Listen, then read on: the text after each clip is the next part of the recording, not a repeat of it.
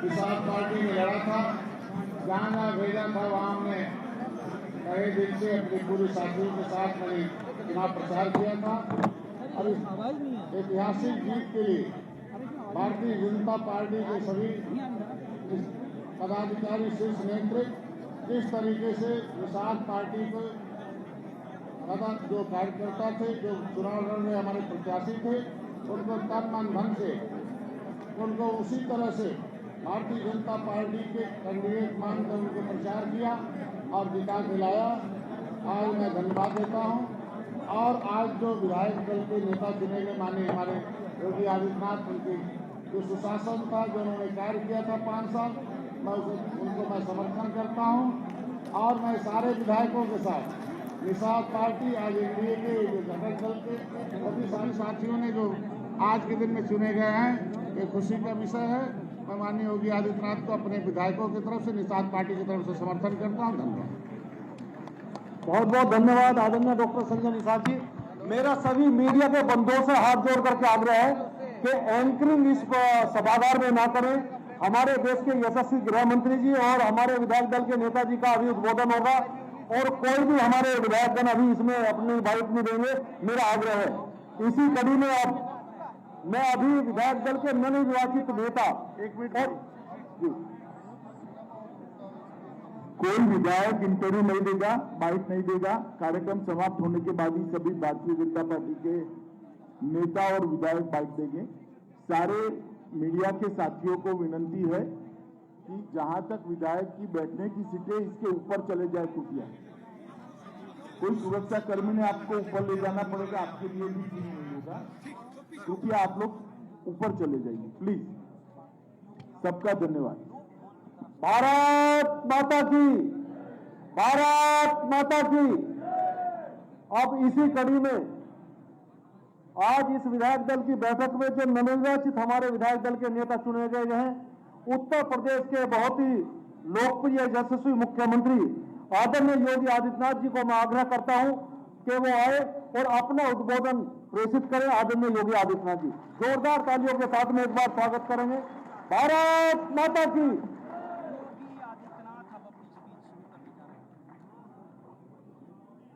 Adityanath speech देने जा रहे हैं, सीधे तौर पे चलते हैं योगी आदित्यनाथ के पास। भारतीय जनता पार्टी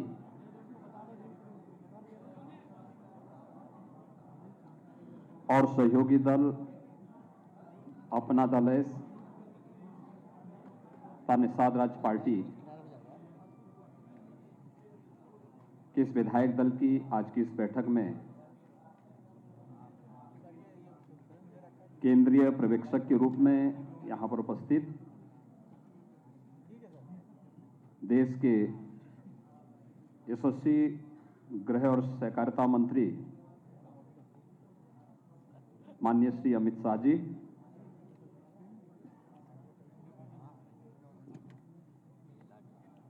सह पर्यवेक्षक के रूप में यहां पर उपस्थित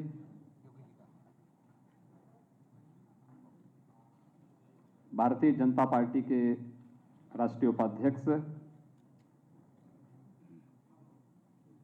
सम्मान्य श्री रघुवर दास जी, उत्तर प्रदेश के चुनाव के प्रभारी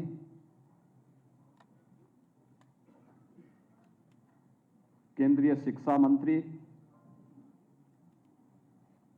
माननीय श्री धर्मेंद्र प्रधान जी,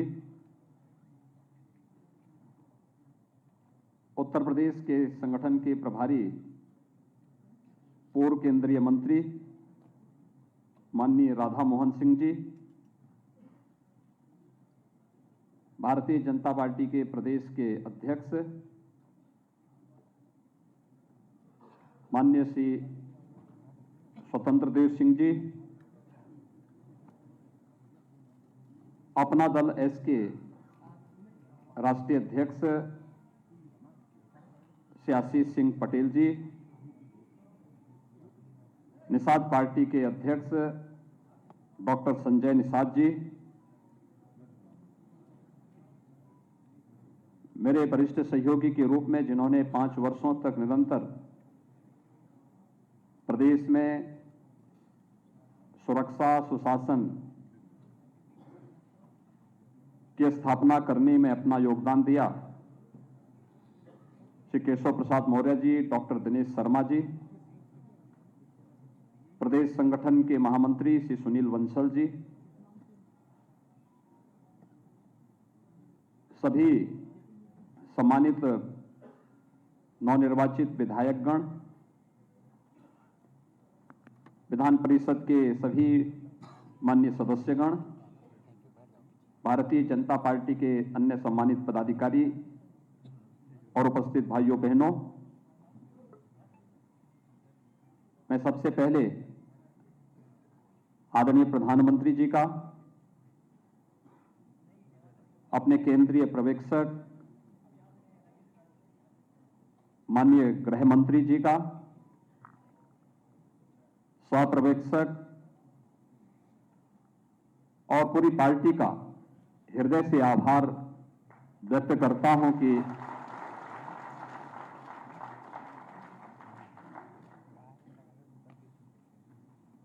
पांच वर्षों तक उत्तर प्रदेश जैसे राज्य में हम सबको सेवा का अवसर देने के बाद आदरणीय प्रधानमंत्री जी के नेतृत्व में प्रचंड बहुमत की इस सरकार की नई सरकार गठन के लिए मुझे विधायक दल के नेता के रूप में आज यहां पर चुना गया है। मैं आभारी हूं आप सबका।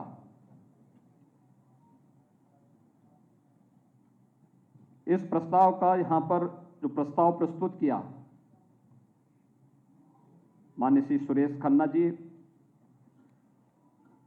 हमारे वरिष्ठ सदस्य हैं और विधायक दल के वरिष्ठतम सदस्य हैं,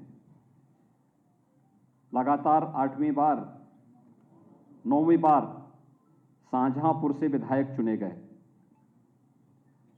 और माननीय सुरेश खन्ना जी के प्रस्ताव पर श्री सूर्य प्रताप शाही जी ने, श्रीमती बेबी रानी मौर्य जी ने,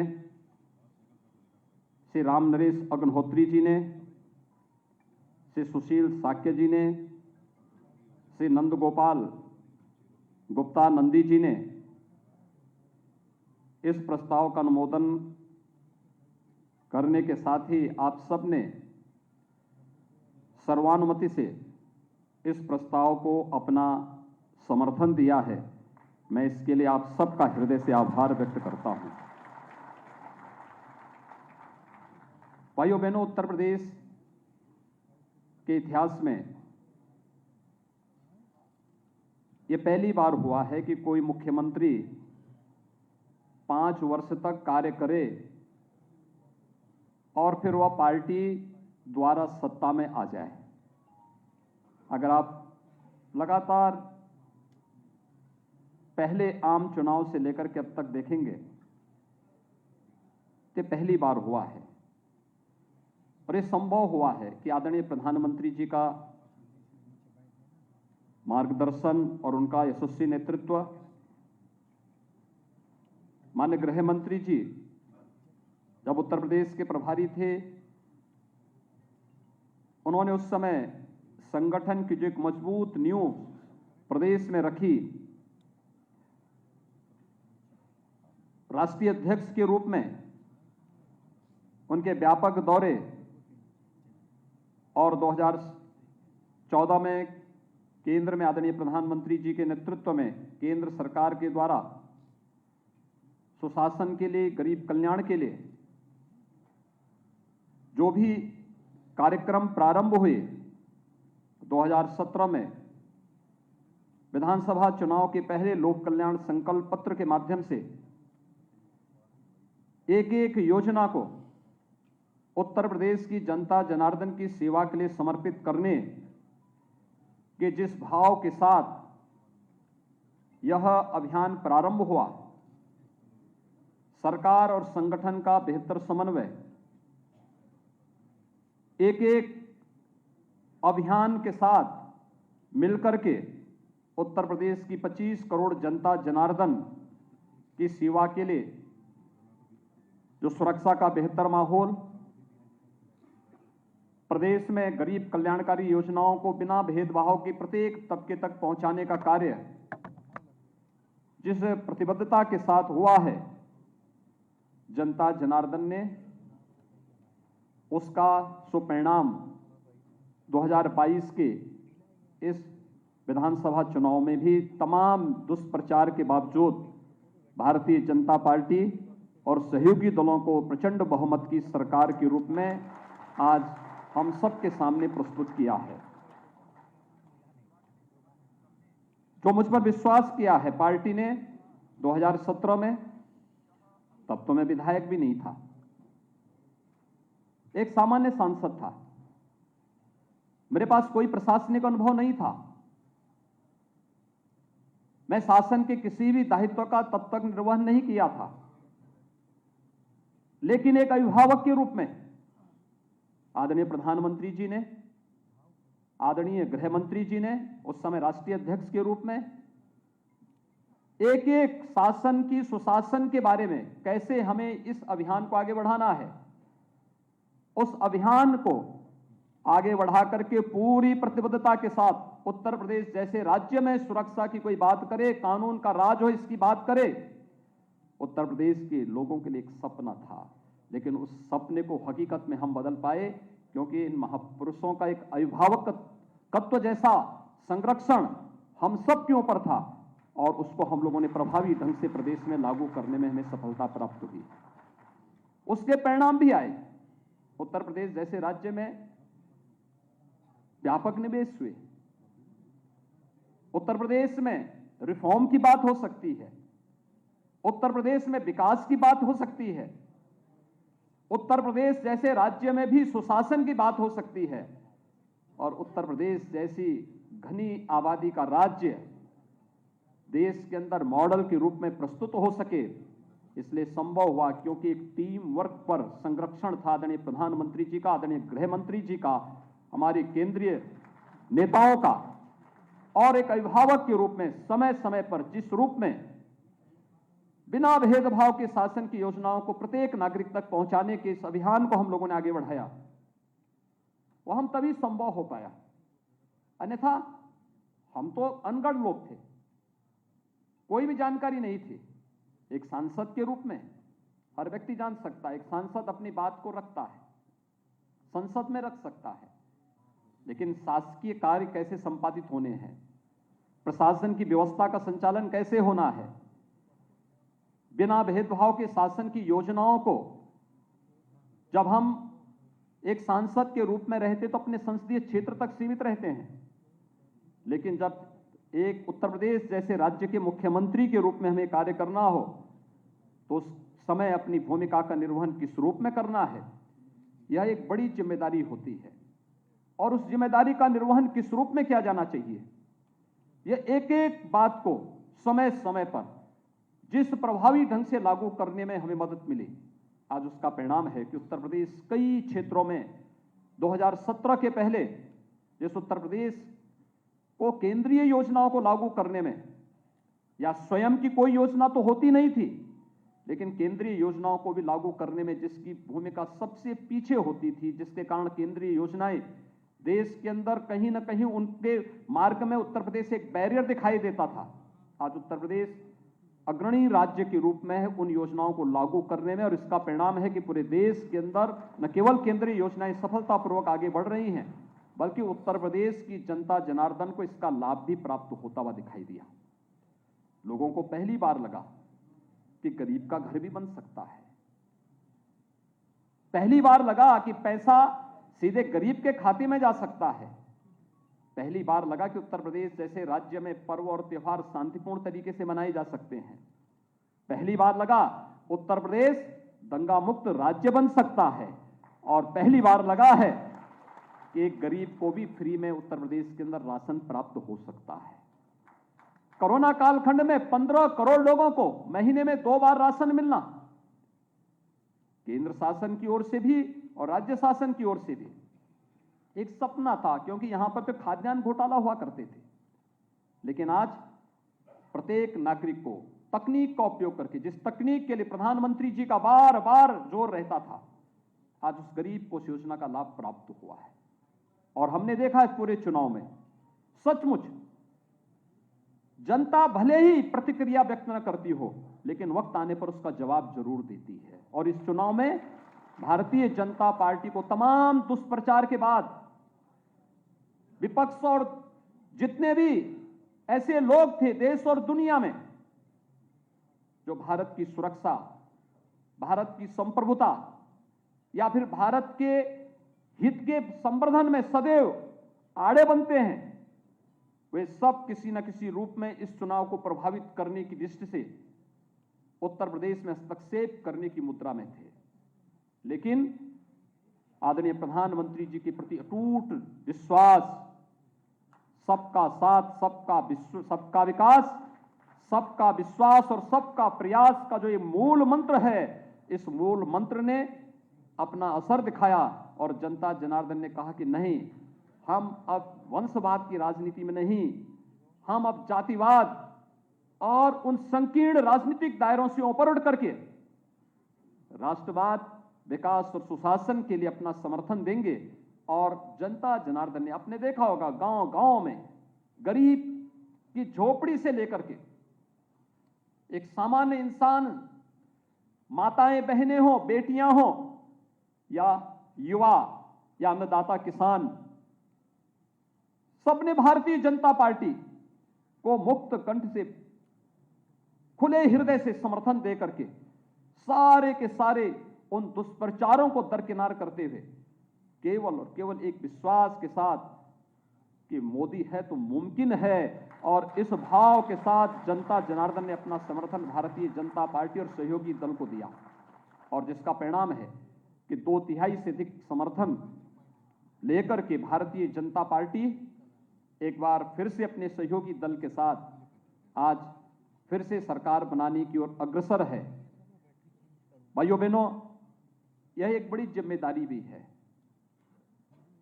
सत्ता प्राप्त करना एक प्रतिष्ठा का विषय नहीं, हम सब की परीक्षा के दौर से आगे बढ़ने के लिए भी हमें सतर्क रहने के लिए प्रेरित करता है।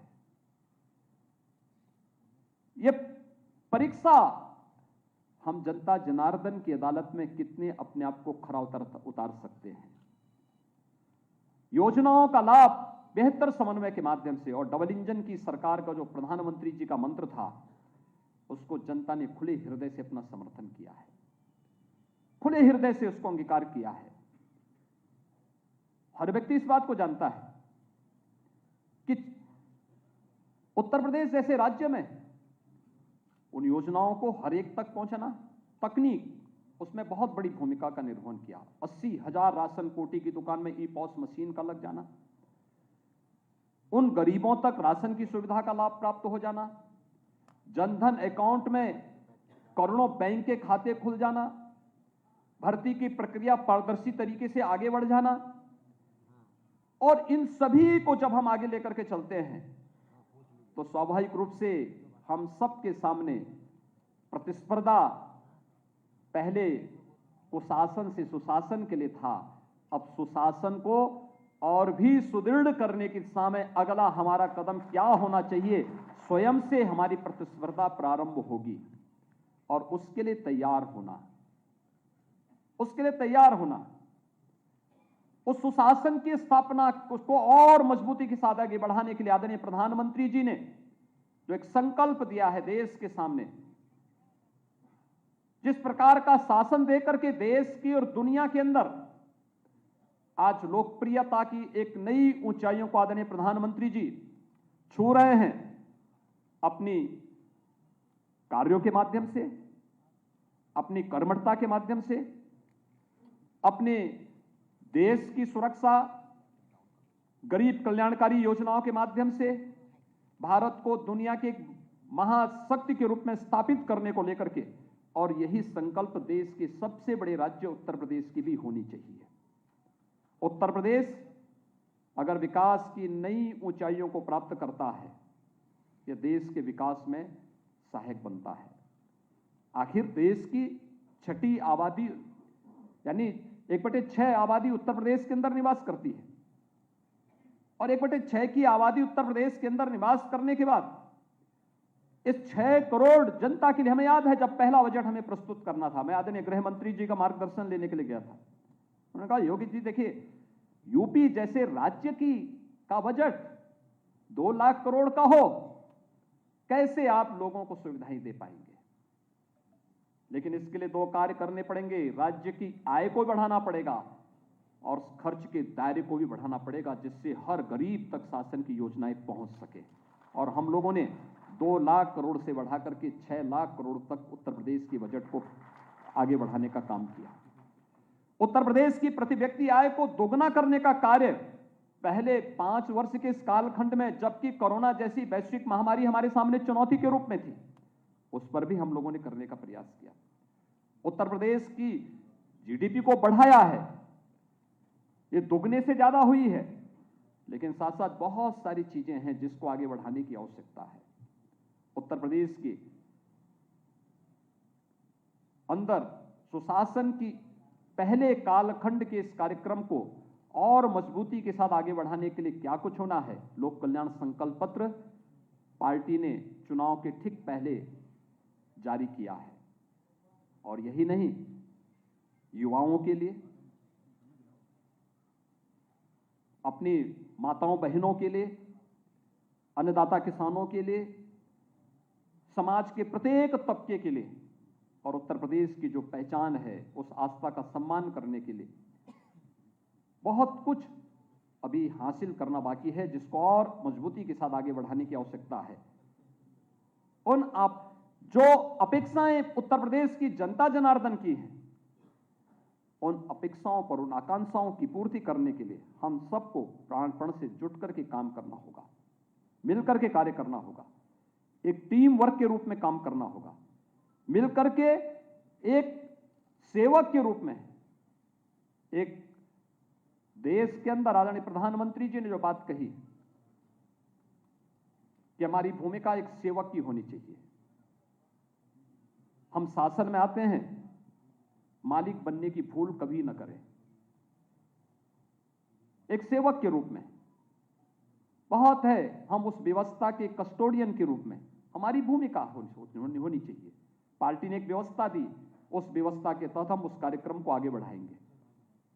पार्टी की व्यवस्था होगी, उस व्यवस्था के तहत हम अपना योगदान देंगे और पूरी प्रतिबद्धता के साथ, पूरी ईमानदारी के साथ उसको आगे बढ़ाना, ये हमारा लक्ष्य होना चाहिए। उत्तर प्रदेश तमाम मामलों में आज अग्रणी राज्य के रूप में देश के अंदर उभर करके आया है। उत्तर प्रदेश को देश की नंबर 1 अर्थव्यवस्था के रूप में स्थापित करने के आदरणीय प्रधानमंत्री जी के उस संकल्प के साथ जुड़ने का समय हमारे सामने है, क्योंकि ये उत्तर प्रदेश के प्रत्येक नागरिक के जीवन में व्यापक परिवर्तन का कारक बनेगा और ये संभव है। मैं बार बार कहता हूं, उत्तर प्रदेश तो प्रकृति और परमात्मा का प्रदेश है, सब कुछ यहां पर है। और आज हम सबका सौभाग्य है कि दुनिया के सबसे लोकप्रिय नेता, देश के यशस्वी प्रधानमंत्री जी का मार्गदर्शन और नेतृत्व हम सबके पास है। वो उत्तर प्रदेश के काशी से स्वयं देश का प्रतिनिधित्व करते हैं और उनका मार्गदर्शन निरंतर उत्तर प्रदेश को प्राप्त होता है, संरक्षण प्राप्त होता है। उत्तर प्रदेश को कैसे अग्रणी राज्य के रूप में स्थापित किया जाए, इसके लिए प्राप्त होता है। और ये हम सबका सौभाग्य है कि हम इस प्रक्रिया के साथ, सेवा के इस मिशन के साथ जुड़ करके अपने को सौभाग्यशाली मानते हैं। और आज एक बार फिर से मुझे जब पार्टी ने अवसर दिया है, मैं यहां पर केंद्रीय पर्यवेक्षक के रूप में माननीय गृह मंत्री जी का, सह पर्यवेक्षक के रूप में राष्ट्रीय उपाध्यक्ष और झारखंड के पूर्व मुख्यमंत्री माननीय श्री रघुवर दास जी का हृदय से इस प्रक्रिया को आगे बढ़ाने के लिए और सर्वानुमति से इस राय को यहां पर व्यक्त करने में जो योगदान हमारे नेताओं का यहां पर प्राप्त हुआ है, इनके लिए प्रति हृदय से आभार व्यक्त करता हूं। मैं पार्टी संगठन का चुनाव के दौरान चुनाव के प्रभारी के रूप में माननीय श्री धर्मेंद्र प्रधान जी, संगठन के प्रभारी के रूप में माननीय श्री राधा मोहन सिंह जी, प्रदेश अध्यक्ष के रूप में श्री स्वतंत्र देव सिंह जी, प्रदेश संगठन महामंत्री के रूप में प्रदेश के अंदर सभी कार्यकर्ताओं का संयोजन करके इस पूरी प्रक्रिया को एक टीम भाव के साथ आगे बढ़ाने में जो योगदान श्री सुनील बंसल जी ने और उनकी पूरी टीम ने दिया है, मैं इन सब का हृदय से अभिनंदन करता हूं। मेरे दोनों सहयोगी श्री केशव प्रसाद मौर्य जी, डॉक्टर दिनेश शर्मा जी, श्री सुरेश खन्ना जी और इस पूरी टीम ने, मेरे मंत्रिमंडल के जितने सहयोगी थे, जिन लोगों ने पूरी ईमानदारी के साथ, पूरी प्रतिबद्धता के साथ इस अभियान को आगे बढ़ाने में अपना योगदान दिया। संगठन के केंद्रीय मंत्रीगण थे, केंद्रीय पदाधिकारी थे, देश के अंदर प्रवासी कार्यकर्ता थे, विस्तारक थे, उन सब का भी मैं हृदय से इस अवसर पर आभार व्यक्त करता हूं। आज मुझे फिर से जिम्मेदारी पार्टी ने दी है और मैं इसको पूरी मजबूती, मैं इस बात का एक बार फिर से वचन देता हूं कि पार्टी ने जो मुझ पर विश्वास किया है, हम लोग कभी भी बिना डिगे, बिना झुके, बिना थके और बिना डिगे आदरणीय प्रधानमंत्री जी के विजन के अनुरूप उत्तर प्रदेश की 25 करोड़ जनता को जनार्दन मान करके उनकी सेवा के लिए पूरी ईमानदारी के साथ, पूरी तत्परता के साथ, पूरी प्रतिबद्धता के साथ हम जनता जनार्दन की सेवा के लिए अपने आप को समर्पित भाव के साथ कार्य करेंगे और पूरा विधायक दल, भारतीय जनता पार्टी और सहयोगी दल, हमारा पूरा विधायक दल इस पूरे अभियान का साक्षी बने और इस अभियान के साथ एक टीम के रूप में काम करता हुआ दिखाई दे, उसके बेहतर परिणाम और भी अच्छे ढंग से आ सकते हैं। कोरोना कालखंड में चुनाव संपन्न हुआ है, एक बड़ी चुनौती थी और फ्री में वैक्सीनेशन के कार्यक्रम को जिस रूप में उत्तर प्रदेश ने प्राप्त किया है, हम इसके लिए आदरणीय प्रधानमंत्री जी के आभारी हैं। देश के अंदर 175 करोड़ वैक्सीन की डोजेस लगी हैं और उत्तर प्रदेश में अब तक लगभग 29 करोड़ 70 लाख वैक्सीन की डोजेज अब तक उत्तर प्रदेश के अंदर प्राप्त हुई हैं। थर्ड वेव पूरी तरह समाप्त हो चुका है, लेकिन हमें फिर भी सतर्क रहना होगा। कोरोना कालखंड में इस सदी की सबसे बड़ी महामारी के दौरान जो उत्साह आप सबके प्रति, पार्टी के इस पूरे अभियान के प्रति जनता जनार्दन ने व्यक्त किया है, मैं उत्तर प्रदेश की जनता जनार्दन का इसके प्रति हृदय से अभिनंदन करता हूं, हृदय से आभार व्यक्त करता हूं कि उन्होंने चुनाव प्रचार में और पूरी प्रक्रिया के साथ, पूरी मजबूती के साथ भाग लेकर के इस पूरे अभियान को आगे बढ़ाया है। अपने दोनों सहयोगी दल, अपना दल है और निषाद पार्टी, अपने इन दोनों नेताओं का, इनसे जुड़े हुए सभी पदाधिकारी और कार्यकर्ताओं का भी हृदय से मैं धन्यवाद करता हूं, जिन लोगों ने इस पूरी प्रक्रिया के साथ भारतीय जनता पार्टी के साथ कदम से कदम मिलाकर के चुनाव जिताने में अपना योगदान किया है। मैं एक बार फिर से भारतीय जनता पार्टी, विधायक दल और हमारे सहयोगी दल ने जो आज फिर से मुझे ये जिम्मेदारी दी है, मैं पूरी ईमानदारी के साथ, पूरी प्रतिबद्धता के साथ इस दायित्व के निर्वहन करने के लिए आपके साथ मिलकर के कार्य करने का पूरा प्रयास करूंगा। आपका एक बार फिर से मैं आदरणीय गृह मंत्री जी का, आज के इस केंद्रीय पर्यवेक्षक के रूप में माननीय गृह मंत्री जी, सह पर्यवेक्षक के रूप में माननीय श्री रघुवर दास जी का मैं हृदय से आभार व्यक्त करते हुए अपनी वाणी को यहीं पे विराम देता हूं। धन्यवाद। जय हिंद। बहुत बहुत धन्यवाद माननीय मुख्यमंत्री जी।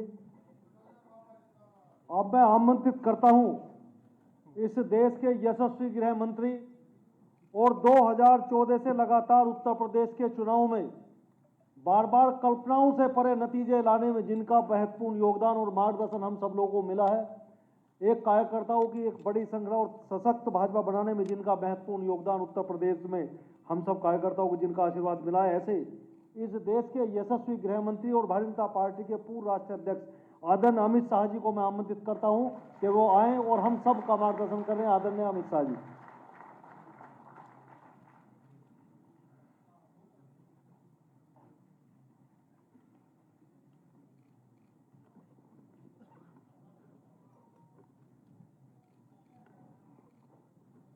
आज के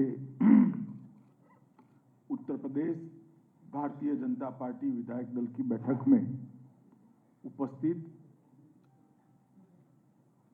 उत्तर प्रदेश विधायक दल के नवनिर्वाचित नेता श्रीमान योगी आदित्यनाथ जी, जिनके नेतृत्व में चुनाव लड़ा गया, संगठनात्मक नेतृत्व में, ऐसे हमारे भाई स्वतंत्र देव जी। इस चुनाव में भारतीय जनता पार्टी के राष्ट्रीय अध्यक्ष जी ने जिनको चुनाव जिताने की जिम्मेदारी दी थी, ऐसे देश की शिक्षा मंत्री भाई धर्मेंद्र प्रधान जी, मेरे साथ सहपर्यवेक्षक श्रीमान रघुवर दास जी, उत्तर प्रदेश के संगठन के प्रभारी राधा मोहन सिंह जी, उत्तर प्रदेश के दोनों पूर्व उप मुख्यमंत्री केशव प्रसाद जी, दिनेश मौर्य जी, दिनेश शर्मा जी, हमारे संगठन मंत्री सुनील बंसल जी, भाई सुरेश खन्ना जी,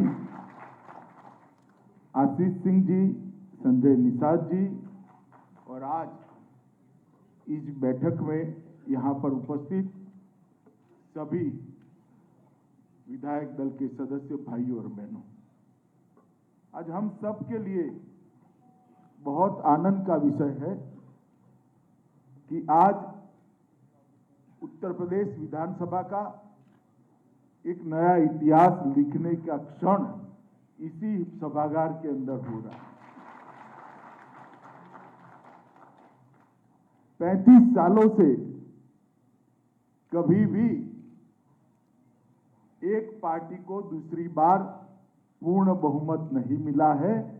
भारतीय जनता पार्टी अकेली एक ऐसी पार्टी है जिसने दोनों बार 2/3 से ज्यादा बहुमत के साथ जनता का समर्थन हासिल किया।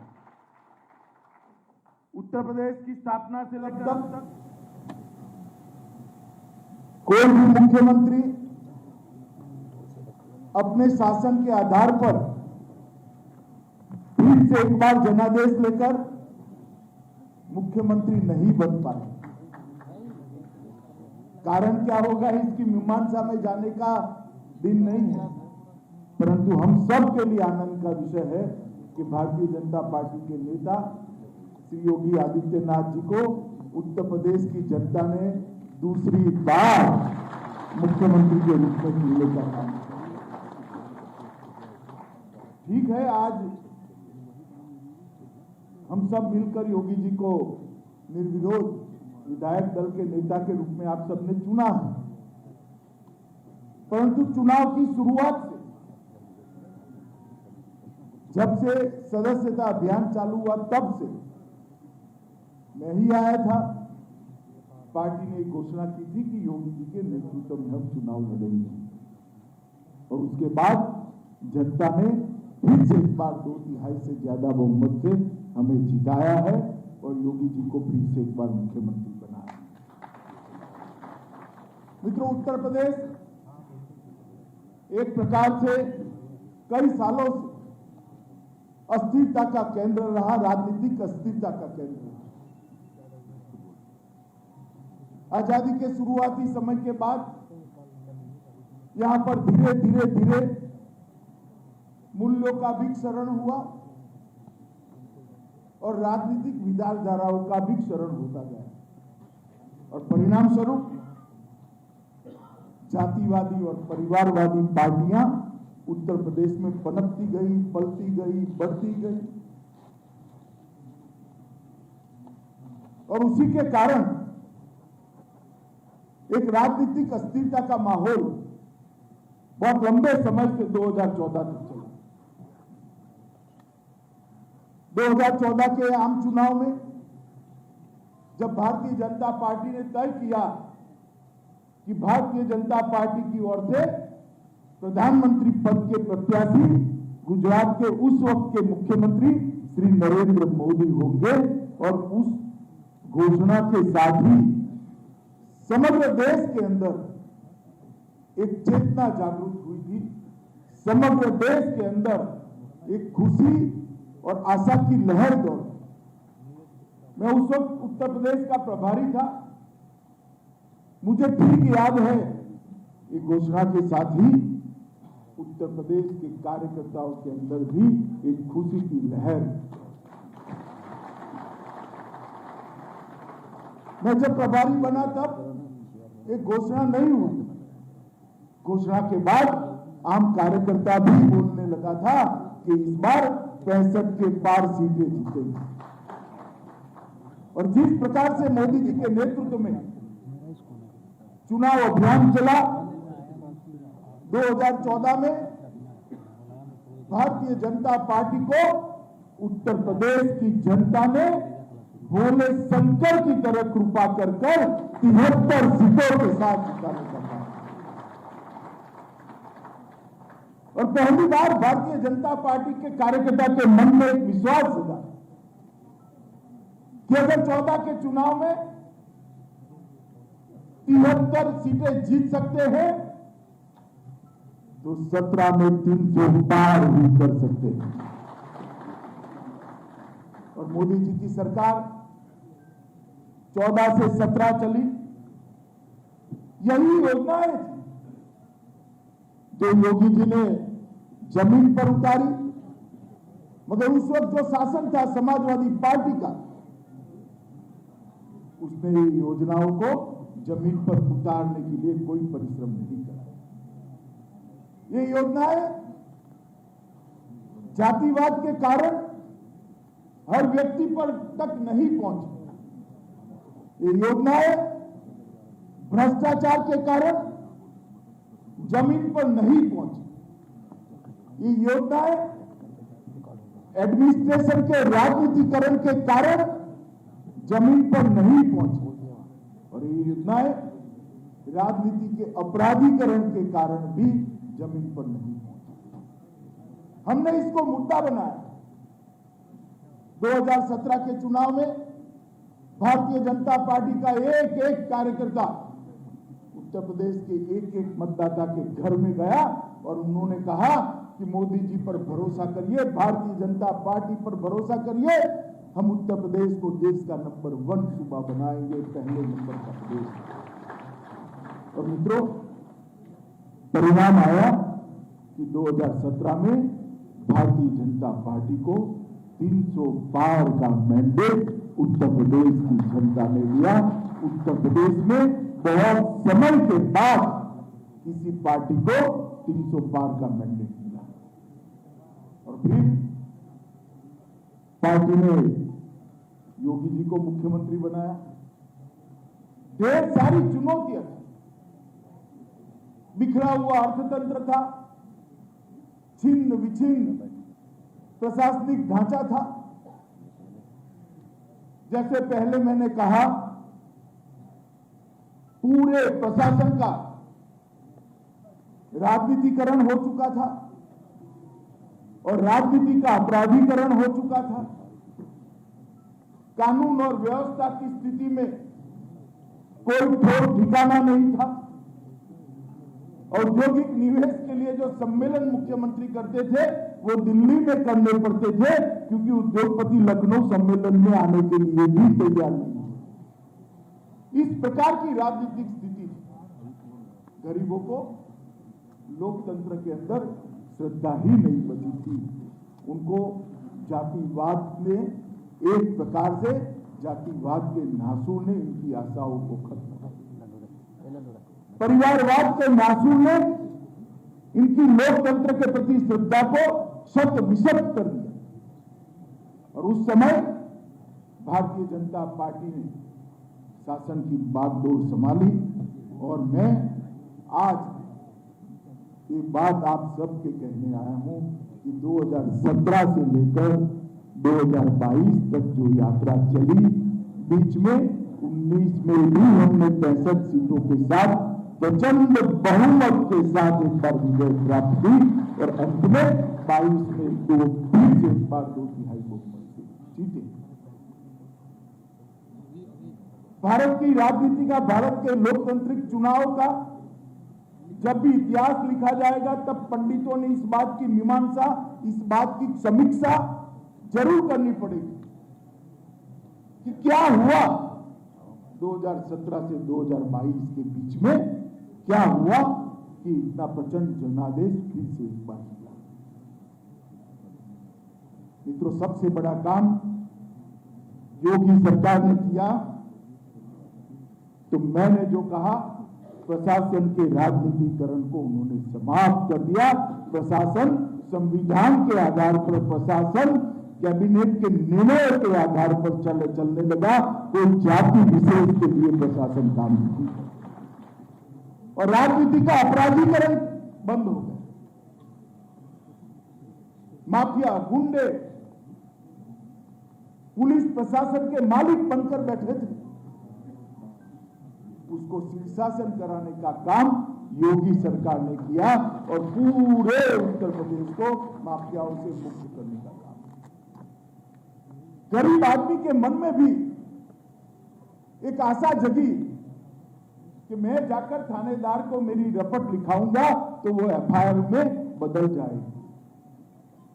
एक छोटी सी बच्ची को भी ये विश्वास जगा कि किसी की हिम्मत नहीं है मेरे साथ छेड़खानी करने की, अगर मैंने फरियाद कर दी तो वो जेल की सलाखों के पीछे होगा।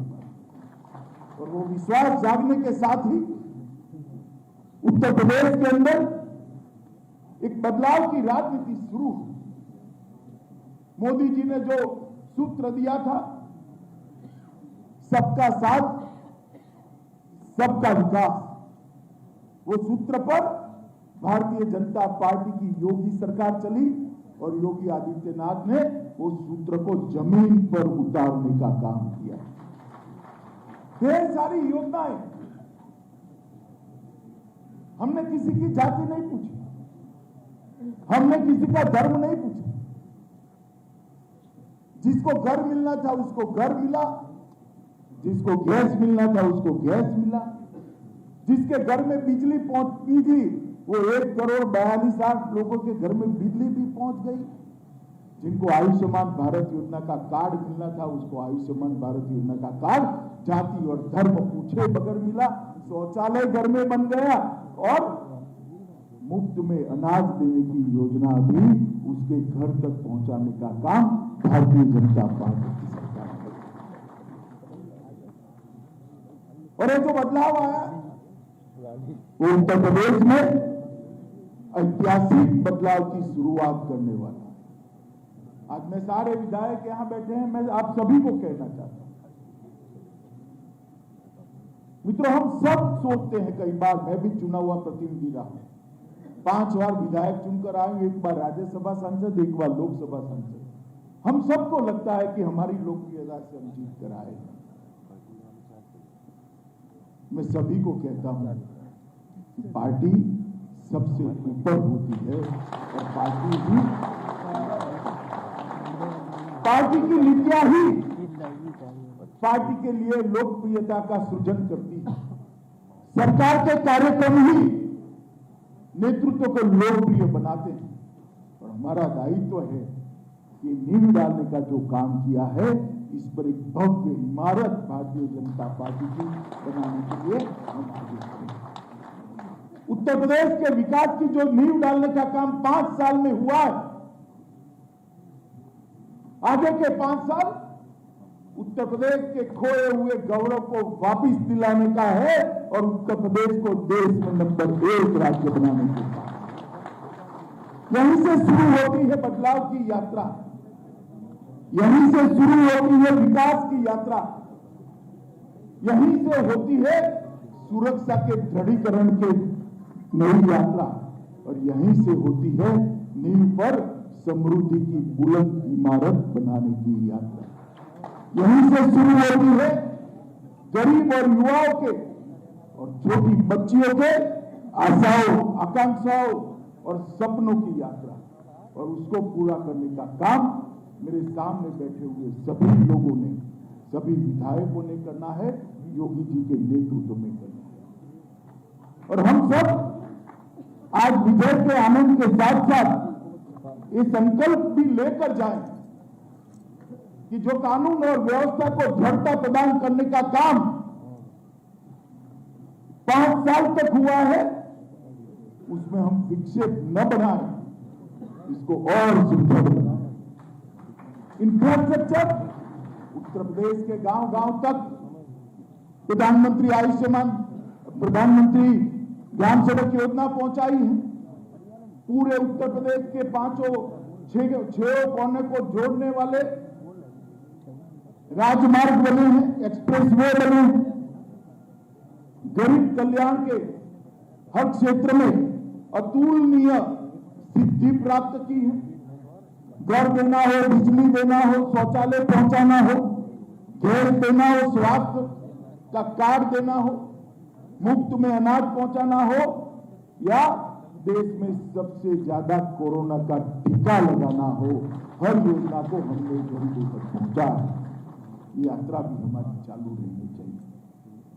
यहां पर अच्छे राजनीतिक माहौल और कानून और व्यवस्था की परिस्थिति के कारण इन्वेस्टमेंट आने की शुरुआत, यही इन्वेस्टमेंट से राजस्व आएगा और यही राजस्व से फिर से योजनाएं बनकर गरीब को आगे बढ़ाने का काम करेगी। इन्वेस्टमेंट के माहौल को, निवेश के माहौल को और मजबूत बनाने का काम भारतीय जनता पार्टी के एक-एक कार्यकर्ता और एक-एक विधायक ने करना है। मित्रों, मुझे ठीक याद है 2017 में देश की 9वें नंबर की अर्थव्यवस्था था उत्तर प्रदेश। एक 5 ही साल में उसको दूसरे नंबर पर योगी सरकार ने लाया और हम सब ने सरकार आने वाले दिनों में जिन जिन को जिम्मेदारी मिले उसने संकल्प करना है कि 1 नंबर की अर्थव्यवस्था देश की उत्तर प्रदेश जल्द से जल्द बने। मित्रों, हम सब सौभाग्यशाली है कि मोदी जी जैसा एक व्यापक दृष्टिकोण रखने वाला नेतृत्व हमें मिला। मोदी जी जैसा एक दूरदर्शी नेतृत्व मिला, एक परिश्रमी नेतृत्व मिला, एक गरीबों के प्रति संवेदना रखने वाला नेतृत्व मिला। देश की सुरक्षा को सुदृढ़ करने के लिए हर निष्ठ प्रयास करने वाला एक नेतृत्व मिला है और भारतीय जनता पार्टी को हर बूथ तक पहुंचाने की प्रेरणा देने वाला नेतृत्व भी श्री नरेंद्र मोदी। और यहां पर योगी जी ने मोदी जी के हर कार्यक्रम में जमीन पर सफलतापूर्वक परिश्रम के साथ उतारा। एक 5 साल में कोई एक सरकार इतना बड़ा परिवर्तन कर सकती है, मुझे लगता है इसका डॉक्यूमेंटेशन नहीं हुआ और उसके डॉक्यूमेंटेशन को लोगों ने नहीं पढ़ा तो कोई मान ही नहीं सकता। इतना हर क्षेत्र के अंदर विकास हुआ है, चाहे स्वास्थ्य का क्षेत्र हो, चाहे खेल का हो, चाहे इंफ्रास्ट्रक्चर का हो, चाहे 24 घंटा बिजली पहुंचाने की बात। तो 40 मेडिकल कॉलेज का जब हम लिखते थे वहां पर घोषणा पत्र में, तब श्री भूपेंद्र यादव मेरे साथ था कि 40 ही लिख दूं क्या, ऐसा पूछा था। आज मुझे आनंद है 40 मेडिकल कॉलेज बनाने का काम संभाला। ये परिवर्तन जो उत्तर प्रदेश के अंदर आया है, ये भारतीय जनता पार्टी के नीतियों को सुचारू रूप से योगी जी ने नीचे तक पहुंचाया, इसके कारण। नरेंद्र मोदी जी ने जो योजनाओं का रेखांकन किया राष्ट्रीय स्तर पर, उसको जमीन तक, गरीब की झोंपड़ी तक पहुंचाने का एक भव्य पुरुषार्थ हुआ, पारदर्शी पुरुषार्थ हुआ। इसके कारण ये परिणाम मिला और आज आप सभी लोग चुनाव जीतकर यहां आए हैं और फिर से एक बार उत्तर प्रदेश के विधानमंडल के सदस्य भी बने। आने वाले 5 साल न सिर्फ उत्तर प्रदेश के विकास के लिए, क्योंकि उत्तर प्रदेश देश का सबसे बड़ा सूबा है। उत्तर प्रदेश के विकास के बगैर देश का विकास क्षेत्र की दृष्टि और जनसंख्या की दृष्टि से संभव ही नहीं। उत्तर प्रदेश का विकास एक प्रकार से देश के विकास के साथ जुड़ा है।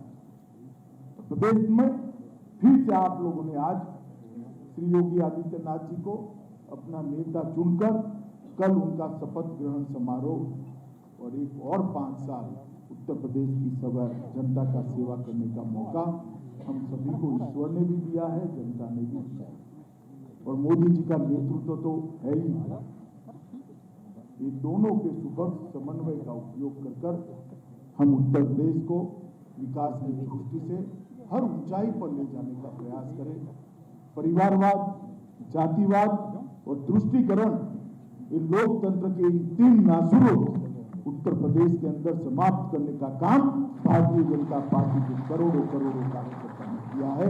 ये यात्रा को भी हमने 2014, 17, 19 और 22 ये चारों चुनावों ने सिद्ध किया है उत्तर प्रदेश की जनता अब परिवारवाद, जातिवाद और तुष्टीकरण में नहीं मानती है, पॉलिटिक्स ऑफ परफॉर्मेंस में मानती है। और ये पॉलिटिक्स ऑफ परफॉर्मेंस इसकी जो यात्रा शुरू हुई है ये हम जारी रखेंगे। मैं चुनाव के अभियान में जब से चुनाव अभियान शुरू हुआ तब से लगा, सदस्यता अभियान से जब चुनाव का प्रचार बंद हुआ काशी क्षेत्र में तब तक लगा। मैंने देखा है उत्तर प्रदेश के अभिनव कार्यकर्ता दिन रात अपने कुर्ते का कलर भी बदल जाए कि मिट्टी खाते हुए जन जन का संपर्क करने का काम, चाहे 31 दिसंबर हो, चाहे कोई त्योहार हो, कोई ऑकवर्ड समय पर भी मीटिंग के बुलाई गई मगर किसी ने कोई हंसते हंसते सभी लोग आए, सबने काम।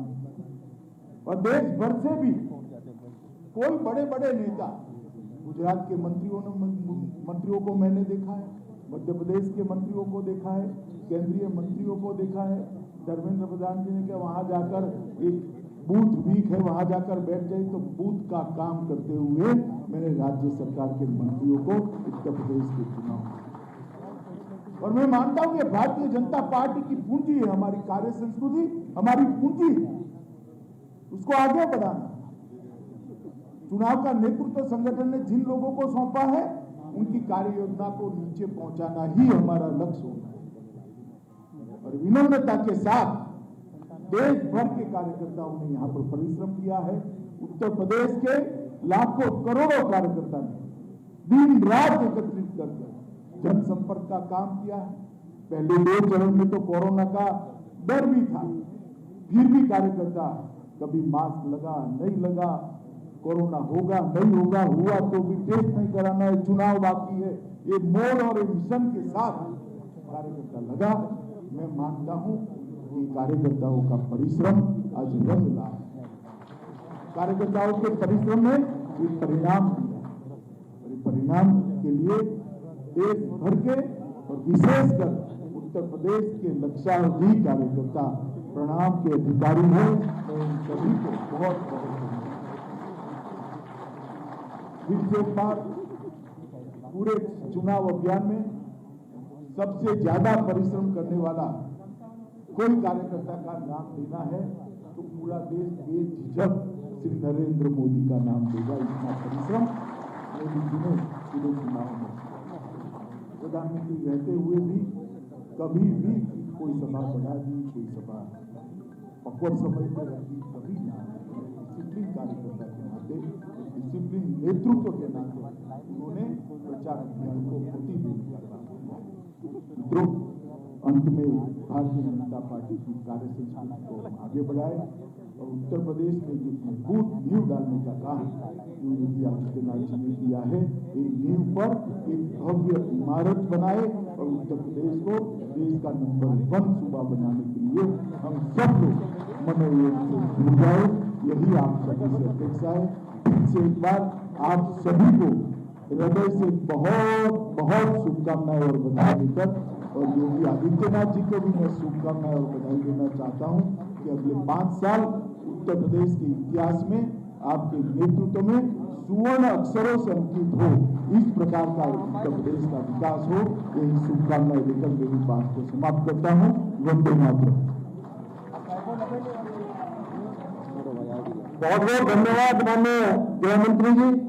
अब अध्यक्ष जी की अनुमति से मैं मंचासीन अतिथियों का, माननीय गृह मंत्री जी का, आदरणीय रघुवर दास जी का, मंचासीन सभी अतिथि माननीय योगी आदित्यनाथ जी का, उपस्थित आदरणीय धर्मेंद्र प्रधान जी का, हम मंचासीन सभी अतिथि गणों का और नवनिर्वाचित सभी विधायक गणों का, विधान परिषद के सदस्य गणों का धन्यवाद ज्ञापित करता हूं। और कार्यक्रम की समाप्ति की घोषणा की जाती है और ग्राउंड फ्लोर पर सभी के जलपान की व्यवस्था है। आप सादर आमंत्रित हैं। बहुत बहुत धन्यवाद। कौन सी चीज?